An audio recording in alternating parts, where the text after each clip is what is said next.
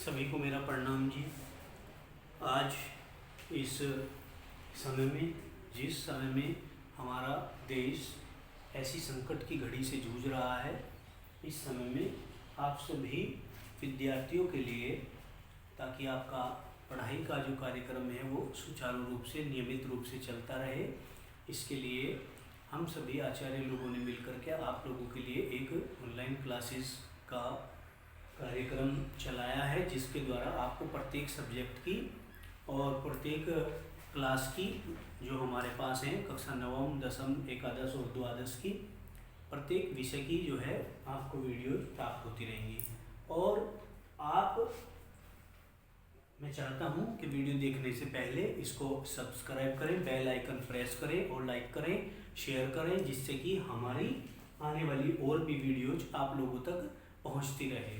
तो चूँकि हम आज कक्षा एकादश का अध्याय 1 पढ़ने जा रहे हैं, जिसका नाम है कुछ मूलभूत सिद्धांत, जिसको हम अंग्रेजी में सम बेसिक कंसेप्ट के नाम से जानते हैं। किसके नाम से जानते हैं? सम बेसिक कंसेप्ट के नाम से। सम बेसिक कंसेप्ट का मतलब क्या होता है? आप लोग जानते हैं कि कुछ मूलभूत तथ्य, रसायन विज्ञान से जुड़े हुए कुछ तथ्य, कुछ सिद्धांत, कुछ परिभाषाएं, वे हम इस चैप्टर में पढ़ेंगे। ठीक है ना। अब देखिए, सबसे पहले हम रसायन विज्ञान को पढ़ने से पहले ये पढ़ते हैं कि विज्ञान क्या होता है। देखिए, विज्ञान दो शब्दों से मिलकर बना हुआ होता है। वी प्लस ज्ञान, मतलब विशेष प्रकार का ज्ञान। अंग्रेजी में अगर हम इसको कहें तो एक स्पेशल टाइप ऑफ नॉलेज हम इसको कह सकते हैं। ठीक है ना। हमने कहा कि दो शब्दों से मिलकर के बना हुआ है, जिसका अर्थ है विशेष प्रकार का ज्ञान। किसी परिघटना मतलब कोई भी घटना घटित होती है, उसके इर्द गिर्द की सारी घटनाएं, परिस्थितियां, वातावरण, ठीक है ना, अथवा वस्तु के विषय में प्रयोग करके फिर निष्कर्ष निकालते हैं, तो उसको हम प्रेक्षण कह देते हैं केमिस्ट्री की भाषा में। तथा उनकी व्याख्या के द्वारा पूर्ण ज्ञान प्राप्त करने की जो विद्या होती है, उसको हम विज्ञान कहते हैं। उसको हम क्या कहते हैं? विज्ञान। या करके आप इस परिभाषा को ऐसे भी समझ सकते हैं कि आप केवल 3 शब्दों का ध्यान रखिए। क्या?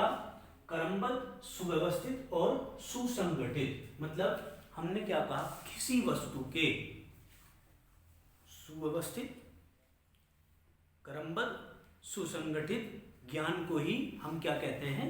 विज्ञान कहते हैं। मतलब परिभाषा क्या है? इन तीनों शब्दों का ही ध्यान रखना है। किसी वस्तु के क्रमबद्ध, सुव्यवस्थित, सुसंगठित ज्ञान को ही हम विज्ञान कहते हैं। समझ में आ गई होगी ये बात। अब हम आगे चलते हैं रसायन विज्ञान पर, जिसको हम केमिस्ट्री कहते हैं। ठीक है ना। केमिस्ट्री अंग्रेजी में CHEMISTRY, केमिस्ट्री।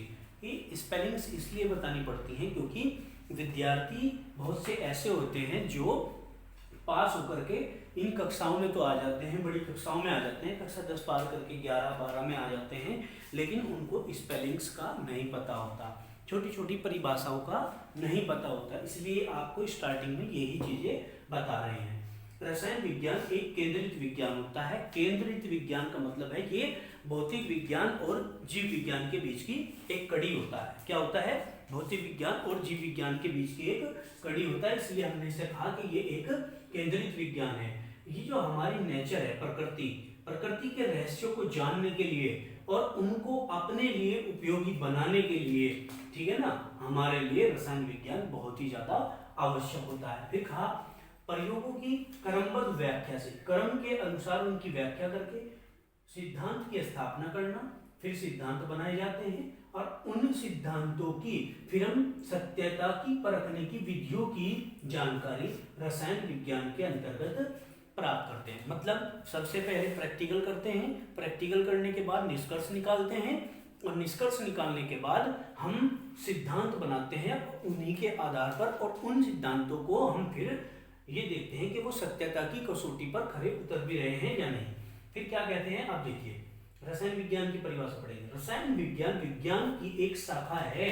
क्या है? विज्ञान की एक शाखा, जिसमें पदार्थों के संगठन बोलते हैं कंपोजिशन को। किसको बोलते हैं? कंपोजिशन को बोलते हैं। देखिए, संगठन, जैसे मैं एग्जांपल के तौर पर आपको बताता हूँ, आप लोग समझ नहीं पा रहे होंगे संगठन क्या होता है। संगठन होता है जैसे NH2CO NH2, हम यूरिया की बात करते हैं, तो इस यूरिया में जो है ना ये नाइट्रोजन, मैं यहाँ पर समझा देता हूँ उसको, नाइट्रोजन NH2CONH2, तो हम क्या कहेंगे इसके अंदर ये यूरिया है, क्या है ये यूरिया।